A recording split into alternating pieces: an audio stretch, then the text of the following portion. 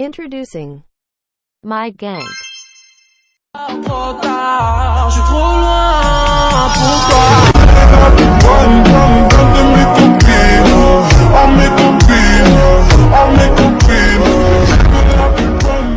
Mau kenalin kakak cantik nih. Introducing My Senior.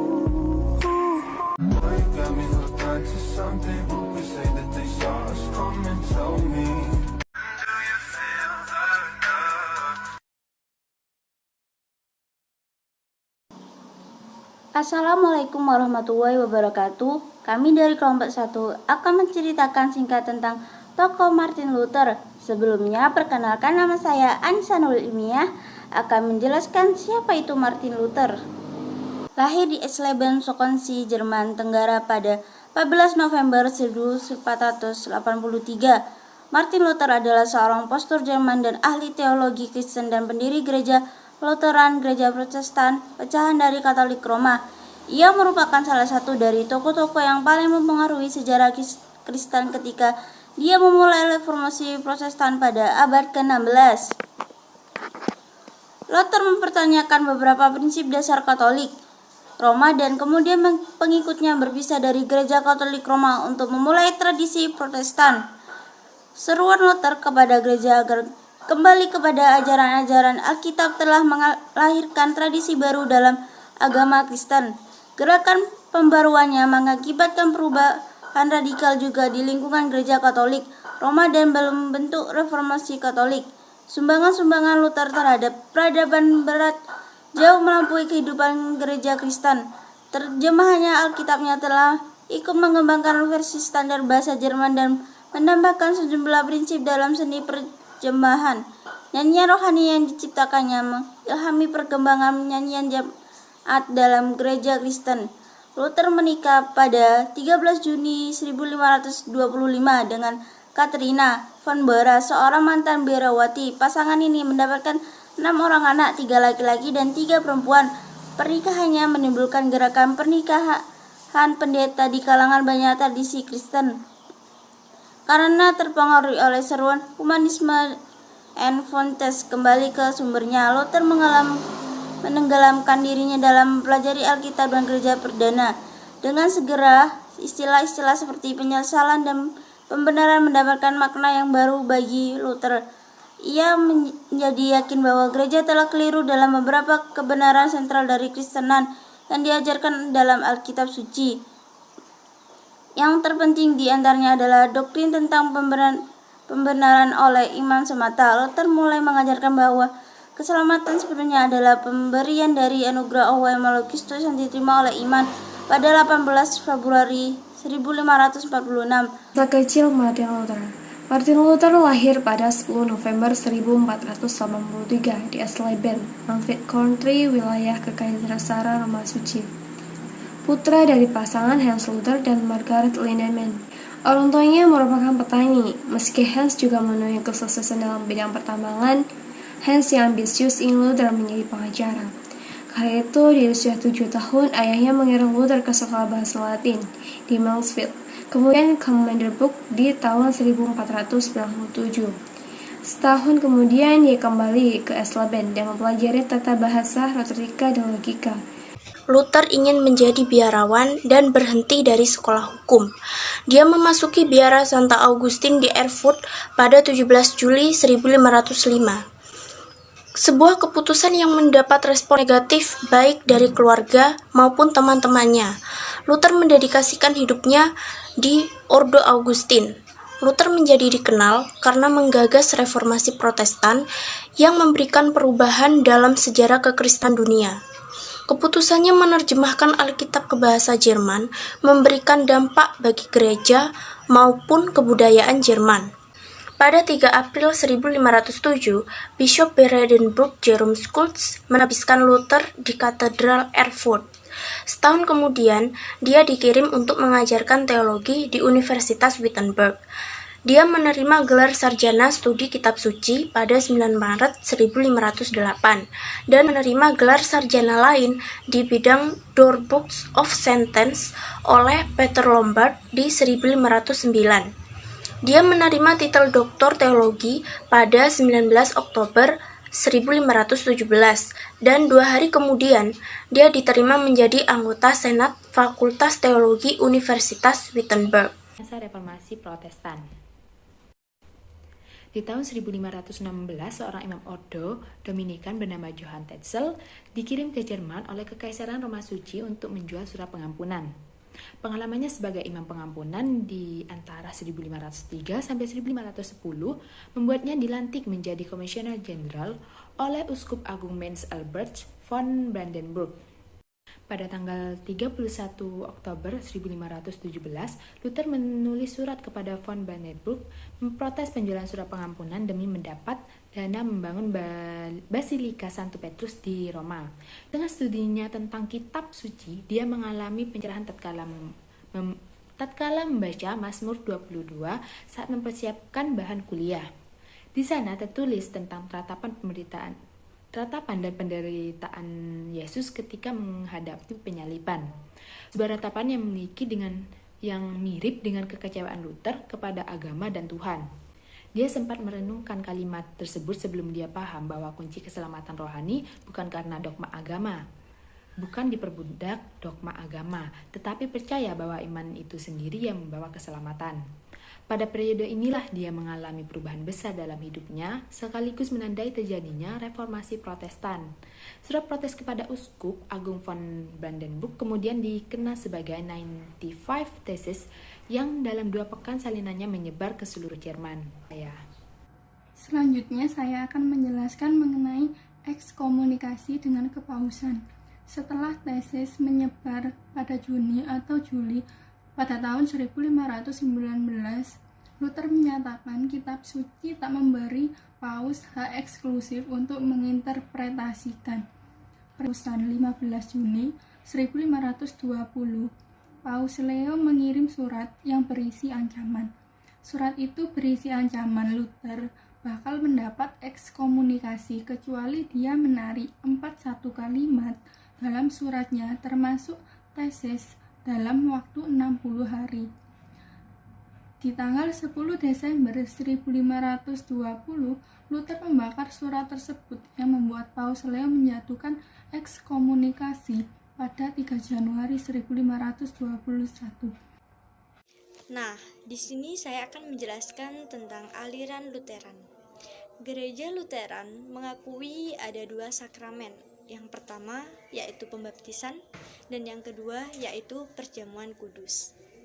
Katekismus Lutheran mengajarkan bahwa pembaptisan adalah karya Allah yang berlandaskan perkataan dan janji Kristus, sehingga dilayankan baik bagi bayi dan orang dewasa. Gereja Lutheran percaya bahwa roti dan anggur dalam perjamuan kudus adalah sungguh-sungguh tubuh dan darah Kristus yang dianugerahkan kepada umat Kristiani untuk dimakan dan diminum, dan ini diperintahkan oleh Kristus sendiri. Nah, banyak kaum Lutheran yang melestarikan pendekatan liturgis terhadap Ekaristi. Komuni Kudus atau perjamuan Tuhan dipandang sebagai tindakan sentral dari pemujaan Kristiani. Gereja Lutheran percaya bahwa roti dan anggur dalam perjamuan kudus hadir bersama dengan tubuh dan darah Yesus, bukannya menggantikan atau melambangkan tubuh dan darahnya belaka. Mereka juga mengaku dalam apologi dari pengakuan Augsburg. Masa akhir dan kematian Martin Luther. Antara tahun 1533 hingga tahun 1546, kesehatan Martin Luther mulai menurun. Dia menderita penyakit Meniere, vertigo, masalah pencernaan, dan katarak di salah satu matanya. Sakit dan masalah emosionalnya mempengaruhi karya tulisannya. Beberapa karya tulisannya berisi bahasa yang menyinggung dan kasar terhadap elemen masyarakat. Akhirnya, pada tanggal 18 Februari tahun 1546, tepat pukul 02.45, Martin Luther meninggal dunia dalam usia 62 tahun di Eisleben setelah terserang stroke.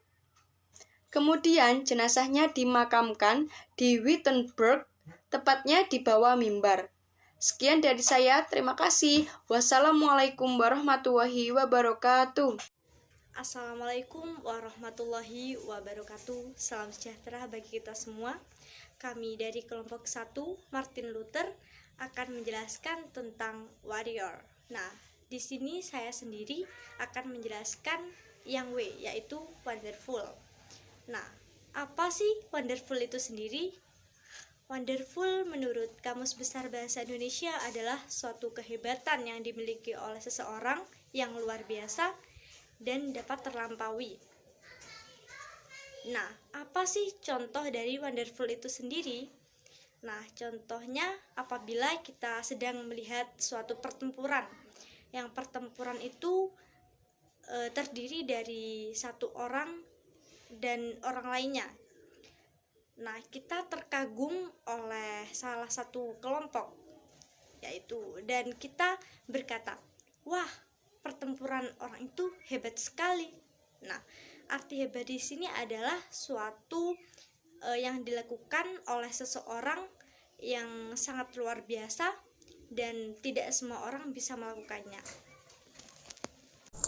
Saya sendiri di sini akan menjelaskan bagian yang A, yaitu aktif. Apa sih aktif itu? Aktif adalah suatu istilah umum yang merujuk pada sesuatu yang sedang dan dapat bergerak, bekerja, dan memenuhi fungsinya. Suatu yang aktif dapat ditengarai dari pergerakannya atau manfaatnya. Contoh aktif yaitu seperti misal di dalam kelas, ketika ada teman yang berpresentasi, kita menanyakan sesuatu hal yang belum atau kita tidak pahami, seperti kita mengajukan suatu pertanyaan, lalu si kelompok akan menjawab pertanyaan kita tersebut. Itu sudah termasuk dari aktif. Nah, yang kedua yaitu ada aktif di masyarakat, seperti mengikuti pemilu, bekerja bakti, dan mengikuti kegiatan-kegiatan sosial lainnya. Maka kita akan menjadi orang yang aktif dan tidak pasif lagi. Baik, di sini saya akan menjelaskan tentang responsibility. Responsibility adalah arti dari tanggung jawab, yang artinya bahwa seseorang harus menjalankan tugas dan kewajibannya. Contohnya adalah tanggung jawab terhadap diri sendiri, yaitu belajar dengan tekun. Yang kedua adalah tanggung jawab terhadap keluarga, yaitu kita harus membantu pekerjaan orang tua. Dan yang ketiga adalah tanggung jawab terhadap masyarakat, ikut serta menjaga dan melestarikan lingkungannya. Warrior yang keempat yaitu respectful. Respectful artinya hormat. Dalam Kamus Besar Bahasa Indonesia, hormat memiliki dua arti, yaitu menghargai dan perbuatan yang menandakan rasa hikmat atau takzim. Secara umum, hormat itu memiliki arti, yaitu perilaku yang dilakukan untuk merendahkan diri dari orang yang lebih tua. Contohnya seorang anak yang hormat kepada orang tua, yaitu kita tidak boleh membantah perintah mereka, tidak boleh berdusta kepada mereka, harus menjunjung harga diri mereka, dan mendengarkan nasihatnya. Yang kelima, yaitu energi. Energi dalam KBBI berarti bahwa penuh dengan energi atau penuh dengan semangat. Artinya apa? Kita sebagai mahasiswa harus memiliki sikap yang penuh semangat dalam melakukan segala hal tentang perkuliahan ataupun non-perkuliahan yang tentunya dalam ranah yang positif. Contoh sikap penuh semangat yaitu 1. Semangat dalam menyelesaikan perkuliahan. 2. Yaitu semangat dalam mengikuti Zoom meeting atau ketika pembelajaran. Yang ketiga yaitu kita harus semangat dalam mengerjakan segala tugas yang memang sudah kewajiban kita. Dan kita juga harus tetap semangat dalam menjalani hidup ini. Baik, selanjutnya saya akan menjelaskan tentang materi inovatif atau inovasi. Menurut Kamus Besar Bahasa Indonesia, kata inovasi sendiri memiliki arti yaitu penemuan baru atau penemuan yang belum ada sebelumnya. Sedangkan kata inovatif memiliki arti yaitu memperkenalkan sesuatu yang baru. Pada dasarnya, kata inovasi atau inovatif itu sendiri merupakan suatu tindakan dalam menghasilkan sesuatu atau gerakan yang baru dan berbeda dari sebelumnya. Bentuk-bentuk inovasi sesuai dengan bidangnya. Yang pertama, inovasi produk. Yang kedua, inovasi pendidikan. Yang ketiga, inovasi publik. Yang keempat, inovasi teknologi. Dan yang kelima, inovasi kebudayaan. Contoh inovasi produk, pemanfaatan air sebagai pengganti bensin. Contoh inovasi pendidikan, penerapan kurikulum anti korupsi di sekolah. Contoh inovasi pelayanan publik, kegiatan belajar bisa kita lakukan secara daring. Yang keempat, inovasi teknologi. Contohnya semakin canggihnya alat komunikasi, yaitu HP, dan dibuktikan dengan adanya berbagai macam sosial media. Dan yang terakhir adalah inovasi kebudayaan. Contohnya, diadakan festival batik setiap 1 tahun sekali atau festival kebudayaan. Mindset mewujudkan keinginan ialah pengertian sikap optimis. Lantas, apa itu optimisme? Optimisme merupakan sikap berpikir positif dalam segala hal macam aspek kehidupan. Contohnya di dalam agama Islam, kita dianjurkan memiliki sikap optimis. Sebagai muslim yang memiliki sikap optimis, senantiasa berpengharap baik terhadap Allah Subhanahu wa taala. Remarkable. Arti remarkable di sini adalah menakjubkan. Nah, kata menakjubkan di sini memiliki arti keluar biasaan. Saya ambil contoh pemandangan alam di Indonesia, salah satunya adalah Raja Ampat, Papua. Kepulauan yang terdiri dari pulau-pulau kecil yang asri yang dikelilingi oleh birunya lautan yang tepat terletak di kepala burung Papua. Raja Ampat juga terkenal karena sport penyelaman yang terbaik, sehingga banyak wisatawan ataupun turis yang berdatangan untuk berpariwisata ke Raja Ampat.